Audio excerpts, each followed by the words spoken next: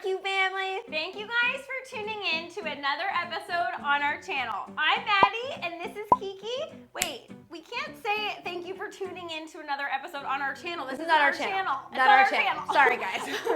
This is the Cooking Cup and Babes channel. You guys clicked the right channel, but we're on here today because we're helping our friends out. They're in need of some help right now, and so we wanted to make a video to make them feel better and make something delicious for them.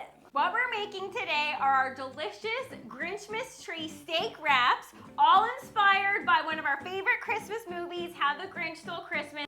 The original, not the Jim Carrey version, even though we love Jim Carrey. And they're only 3 ingredients, guys, so they're super easy to make. And the reason they're called Grinchmas tree steak wraps is because you all remember that part in the Grinch when he's wrapping up the Christmas tree in like a carpet or something like that. These look exactly like that, but they're gonna be a lot more tasty. Definitely a lot more tasty. And some of you guys might be thinking, why are you guys holding this cute little animal that actually looks like the puppy from the Grinch? This is Lupe. She's my baby girl, and she looks very, very similar to the dog in the Grinch, which is personally my favorite part. Anything that includes the dog with those little reindeer ears. We're not gonna make Lupe wear those today, but she's kind of like the mascot for this episode. So hi, Lupe. He is a little scene stealer in that movie, and so is Loopy. Like, look at her. Look at how cute she is. She's a cute little angel. My favorite scene in the movie is the one at the end where they're all sitting at the table eating their Christmas feast. You remember that? Where all the Who people in the community are sitting around that like long squiggly table eating the roast beast.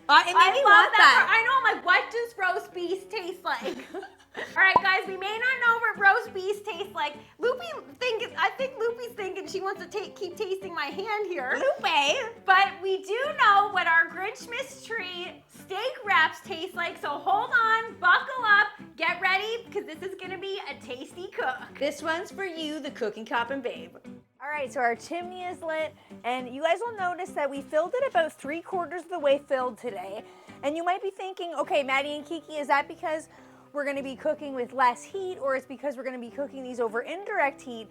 But quite frankly, guys, it's because this is how much charcoal I had left in the bag, and I didn't want to go down to the workshop and get another one. Who's feeling me on that, guys? I am. Okay, so we just want to give it a little shake. And we're gonna dump half in this side, half in that side. And then we're gonna move the 2 sides together because, like I just mentioned, we're gonna be cooking over indirect heat today. And then shut the lid. And we want the top damper open and the bottom damper to get as much heat in here as possible. And now let's let this preheat. While our grill preheats, we always say get your grill preheating and then come inside and get started with the food prep. So today we are making these delicious Grinchmas steak wraps, and they're Grinchmas because they're featuring these delicious green asparagus spears. And all we're gonna do, they're super simple and they're great appetizers for the holiday season. We're just going to wrap them up in our thinly sliced steak. Just like that. It doesn't get easier than this, guys. We're just rolling, placing on a tray, and then after we're gonna be dusting them with our delicious rub from one of our favorite rub makers ever, Uncle Steve.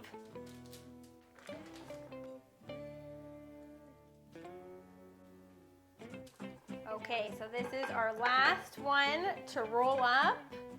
These are all nice and tight, and we're not using any toothpicks here because as the meat cooks, it's gonna constrict and actually get tighter around our asparagus spears. So don't break out the toothpicks, they are unnecessary here. And then now, we're just going to dust some of our delicious rub right on top. Then we're gonna flip them over and season the other side.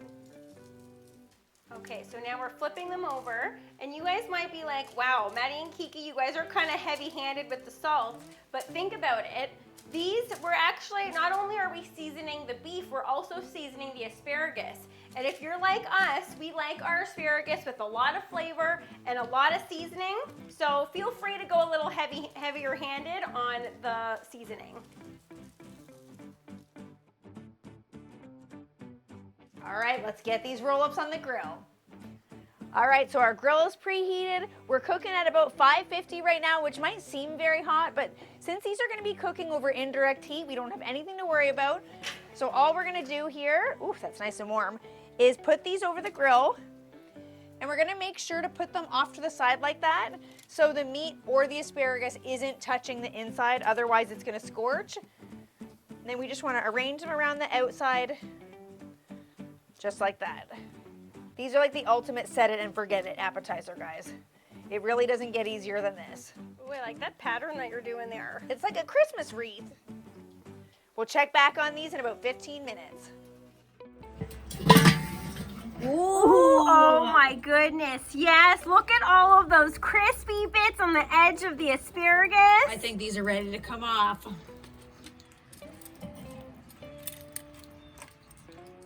Those look so good. Don't these look just like little trees, guys? I think the Grinch would be proud to eat those. He is a grouch because he's the Grinch, but I think those would put a smile on his face. I don't know if anything puts a smile on that guy's face. Remember his weird, gross smile? Oh my goodness, these smell so good. I just got a whiff of them, sorry. Okay, so guys, you may not know this, but unfortunately, Kiki has a serious medical condition, which makes it so she cannot eat any meat or dairy. They smell fantastic, but I can live vicariously through Mad, and that's why I always feed her the meat if it's something that I can't eat. I'm so here I can, for the taste test, though. I'm here. I'm going to let everybody know what it tastes like. I can get all the textures and the smells and the flavors from your description, Sometimes honey. she even gets the sounds if I'm that close to her ear. All we're gonna do to serve these up, we've got a little bit of barbecue sauce here. Super simple. It really does not get more simple than this. We'll give it a little dunky dunk. We're gonna start on this side, honey. Okay, so Oh, yeah, I was yes. just gonna say, are you coming at me like asparagus tip first, or I wanted that? I wanted you to go that end first. That end has the asparagus and the meat on it. This end would you just be getting asparagus. I It's agree. a perfect bite. I agree. Alrighty, ready? Oh my gosh, I'm drooling. Okay, and oh, for and the- you're dripping. You're Oh, no! dripping. You're dripping. Okay. And for those of you who don't know us, whenever I feed Maddie a bite, I always gotta do a sound effect. She really does. She comes up with some zingers. She does. Or sound effects / song. So for this one, I'm gonna do, what's more fitting than this, guys? You're a mean one. Mr. Grinch. This one goes out to the cooking coffin, babe. We are so glad to have done this video for you guys. Thank you guys for letting us be a part of it this holiday season. We love you too. This bite's for you, honey. Here we go. All right. Oh yeah. Oh man, that looks fantastic, guys. So Check that out. tender. If that doesn't look like a tree rolled up on a carpet, I don't know what is. The meat is cooked to perfection. You don't have to cook it all the way through. You can leave it so it's a little bit of rare on the inside. It tastes fantastic. We really want to encourage you guys, make these on a charcoal grill. The charcoal gives them a little subtle smokiness. Even though we didn't use wood for these, you still get that unforgettable, delicious charcoal flavor. And also, somehow, the meat is perfectly cooked and the asparagus is perfectly cooked. You don't want to cook these for too long because the asparagus will get soft and mushy. And we like it when it's like, it's obviously cooked, but it has a nice, tender, crisp bite to it. Hook me up again. What's great about these is that they're suitable for people on keto. It's just a perfect little bite of the crunchy asparagus, the juicy meat on the outside. You can dip. Someone wants to take the reins on this one.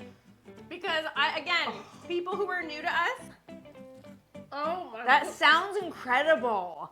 it's so tender. It's what? People who are new to us, we talk with our mouth full. Sorry, everybody. Not the best manners. But we also make food that tastes so